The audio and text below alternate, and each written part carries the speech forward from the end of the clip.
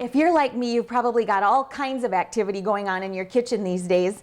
And right now, I need something that's quick, something sweet to take to a gathering of friends. So I'm going to go to an old standby, mixing up some melted almond bark or white chocolate with lots of sweet and salty flavors. So to start with, I've got some water simmering in my Dutch oven. I've got about 32 ounces of white chocolate. You could also use the white candy coating chopped up. I'm going to put that over the heat so that it melts very slowly. And I'll stir it with a metal spoon. But while that's over the heat, I'm going to mix up some of my ingredients that I'll be adding to the white chocolate mixture. So I have 5 cups of Cheerios. I'm going to put them in a big roasting pan because I like to mix it in something large, but I'm also going to use this to keep my ingredients warm. And that way, when I add my melted chocolate, it'll really be a lot easier to stir up. I've got about 10 ounces of little mini pretzels that I'm going to put in there, and about 5 cups of Corn Chex, and then 2 cups of cocktail peanuts. I'm going to stir that up and then just put the whole pan right into the oven at about 200 degrees just so that it warms up while my chocolate is melting.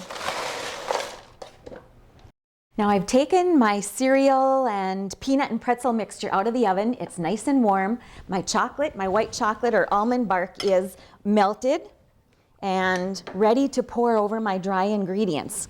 But I'm just going to set my bowl on a towel to make sure that there's no water on the bottom of the bowl that might drip out into my candy mixture. You want to try to keep any moisture away from any kind of melting chocolate because it can bind up and oh boy, then you really got a mess.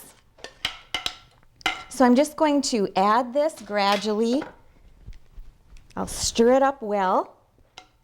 And then I'm going to add a pound of M&Ms to my mixture, and that gives it a lot of nice added sweetness and some good texture.